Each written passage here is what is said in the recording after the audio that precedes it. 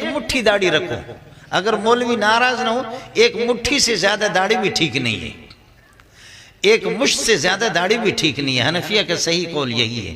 بعض لوگ ایسی داڑھی رکھتے ہیں کہ بالکل ناف تک ہے، اور پیشاب کے لیے جب چلے جاتے ہیں واہ، یک من علم اور 10 من عقل باید، ایک من علم کے لیے 10 من عقل چاہیے۔ داڑھی اتنی رکھی ہے، سائیکل چلا رہا ہے، سائیکل چلاتے ادھر سے ہوا ہے، داڑھی کا ایک حصہ ادھر آ گیا اور دوسرا حصہ ادھر آ گیا، جا کر کے ایک بچے کو مارا، بچے نے کہا بڈھا شرم نہیں آتی بے غیرت، اتنی بڑی داڑھی رکھی ہے، اندھے ہو کر کے سائیکل چلا رہے ہو۔ کرے بیٹا معاف کرو، یہ داڑھی ہے، یہ سائیکل کے بریک تھوڑی ہے، یہ بریک تھوڑی ہے، سائیکل کے بریک ہی خراب ہے، اس لیے میں نے آپ کو مارا۔ ایک مٹھی سے زائد داڑھی نہ حضرت عمر نے چھوڑی ہے، نہ آپ کے بیٹے عبداللہ ابن عمر نے چھوڑی، اس لیے ایک مٹھی داڑھی، یہی حنفیہ کا صحیح قول ہے، ایک مٹھی داڑھی چھوڑ دو۔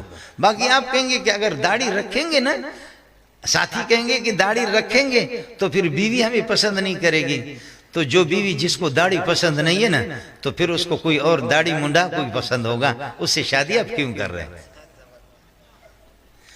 جس بیوی کو داڑھی پسند نہیں ہے تو اس کو آپ بھی پسند نہیں ہے، وہ بیوی تو پھر یہ ہے کہ کیا ہے، وہ اللہ کو سوزکی ہے، کرایہ کی سوزکی ہے، وہ تو پھر کرایہ کی سوزکی ہے، وہاں پر پھر یہ کوئی بھی پیسنجر بیٹھ سکتا ہے، کوئی بھی پیسنجر اپنے سفر تک، منزل مقصود تک وہ پہنچ سکتا ہے۔ اس بیوی پر آپ لعنت کیوں نہیں بھیج رہے؟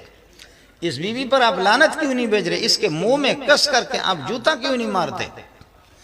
اس کے منہ پہ آپ جوتا کیوں نہیں مارتے؟ وہ بیوی تو پھر یہ کہ اس شوہر کی نہیں ہے، وہ بیوی اس شوہر کی تو ہے ہی نہیں ہے، وہ تو پھر یہ ہے کہ اللہ آپ کا بھلا کریے کہ وہ کسی اور کی ہے، وہ تو پھر یہ ہے کہ ہزاروں سے اس کی یہ ہے کہ دوستی ہوگی۔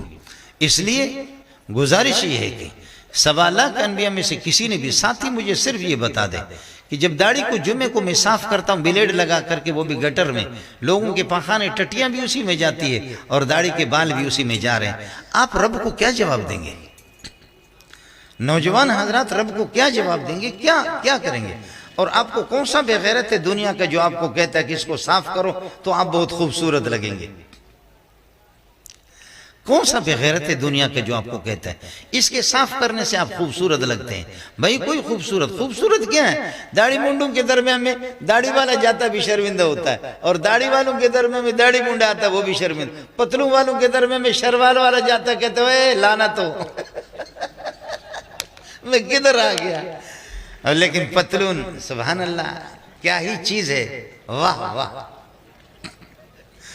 ہے۔ ہم لوگ یہ ہے کہ ایک ہمارے مولانا شیخ الحدیث صاحب کو اس کا علم ہوگا، مولانا عبدالرشید صاحب کو، ہمارے عزیز ان کا قتل ہو گیا تو قطر ہمیں بھیجا فیصلے کے لیے کہ وہاں سے جا کر کے پارٹی سے ہم وہ کریں، تو میرے ساتھ ایک سردار صاحب بھی تھا، میری یہ پگڑی تھی اور سردار صاحب بھی ہمارے ساتھ تھے، تو میں اور سردار ہم دونوں ایئرپورٹ پہ گئے، تو جہاز پرواز کرنے میں تقریباً 1.5 گھنٹے کا وقت باقی تھا، تو اب ہم لوگ بیٹھے، پتلوں والے موٹے بیٹھے ہوئے، پتلوں والے ہمارے پاس موٹے بیٹھے آپس میں پھر ہنسے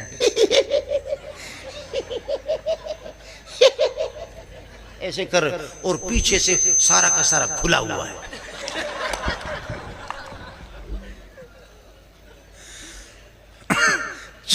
چونکہ کا یہ جو پٹا ہوتا ہے نا، جب ایسے کرتے تو کھنچ جاتا ہے، تو پھر آسمان بھی اپنی آنکھیں بند کرتا ہے، خرز ہے لعنت تا سرا دے سڑے، سمجھے بھائی جان؟ یہ حکومت چلائیں گے جو اپنے دوبر کو چھپا نہیں سکتے، حکومت چلائیں گے، سمجھے؟ جو اپنے دوبر کے بھی مالک نہیں ہے، اس قسم کے۔ پاکستان بولو زندہ باد، بولو پاکستان زندہ باد، پاکستان پائندہ باد، بولو پاکستان پائندہ باد، اس قسم کے بے غیرت زندہ باد ہے۔ آپ کو تو کوئی تبلیغی، آپ کو کوئی دیندار، حیادار، شرمدار، شرم والا کوئی آپ کو نہیں چاہیے، ہمیں چاہیے اس قسم کے انگریز کے پیٹھی۔ مجھ سے کسی نے پوچھا حضرت نماز ہوتی نہیں ہوتی؟ میں نے کہا نماز اس کی ہو یا نہ پیچھے والوں کی نہیں ہوتی ہے، اس کی نماز ہو یا نہ، جب سجدے میں چلا جاتا ہے اور وہ پٹا جب کھچ جاتا ہے، آسمان کہتا ہے مجھے لاکھوں سال گزر گئے لیکن تیرے جیسے بے غیرت میں نے نہیں دیکھا۔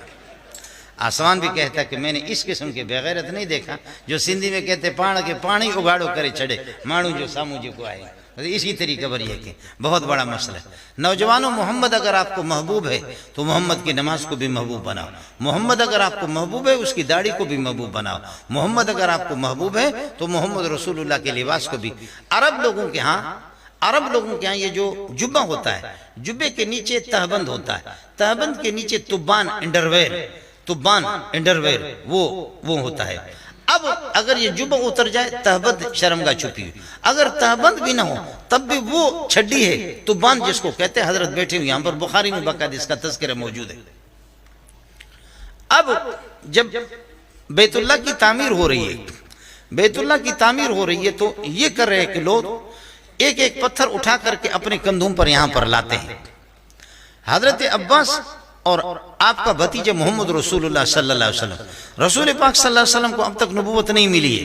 آپ صلی اللہ علیہ وسلم ابھی تک یہ ہے کہ اللہ آپ کو بھلا کرے قریب البلوغ ہے، آپ بالغ ہو رہے ہیں۔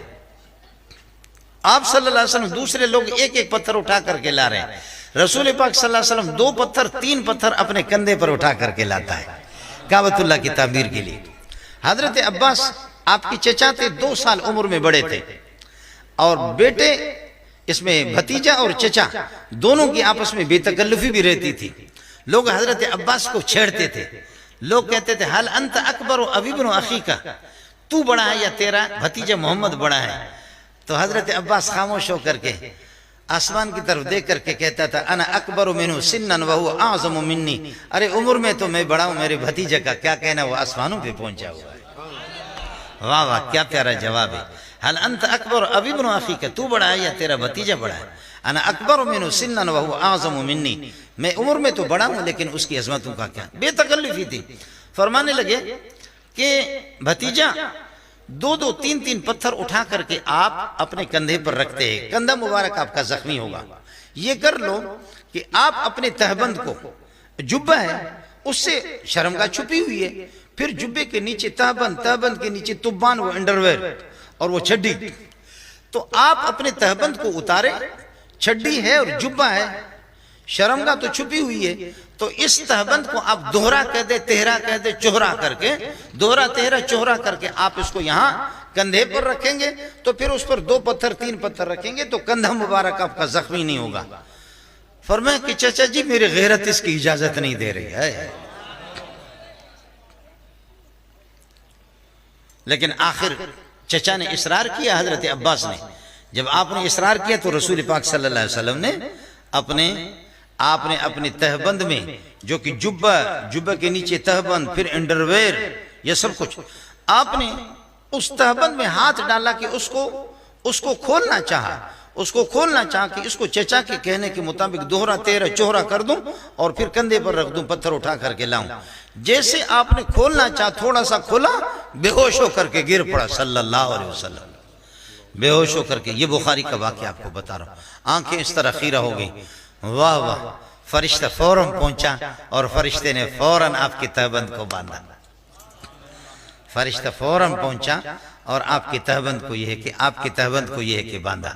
شیطان کو سب سے زیادہ دین سے دشمنی تو ہے، خدا سے دشمنی ہے، آدم کی اولاد سے اس کو دشمنی ہے، لیکن شیطان کو پیار ہے کہ انسان ننگا ہو جائے۔ آدم علیہ السلام کو اور اماں حوا کو سب سے پہلے جنت سے جو اتارا، سب سے پہلے جنتی لباس ان کے جسم میں سے اتارا۔ یا بنی آدم قد انزلنا علیکم لباسا یواری سوآتکم وریشا ولباس التقوی ذالک خیر ذالک من آیات اللہ لعلهم یذکرون۔ یا بنی آدم لا یفتننکم الشیطان کما خرج ابویکم من الجنة ينزع عنهما لباسهما ليريهما سوآتهما۔ یاد رکھ لو کہ تمہارے ابا کو اور تمہاری والدہ کو سب سے پہلے جنت سے انہوں نے ان کی لباس اتار دی۔ ينزع عنهما لباسهما ليريهما سوآتهما، یہ اتنا بغیرت ہے، سب سے پہلے لباس اتار دیا تاکہ ان کی شرمگاہ ان کو دکھا دے۔ اب تو کوئی مسئلہ نہیں ہے، تیار ہو جاؤ، مولویوں کو چھوڑو، تبلیغیوں کو چھوڑو، تبلیغیوں کی ضرورت کیا، مولویوں کی کیا ضرورت، یہ حیا اور شرم کی سبق دے۔ اب تو ٹرانسجینڈر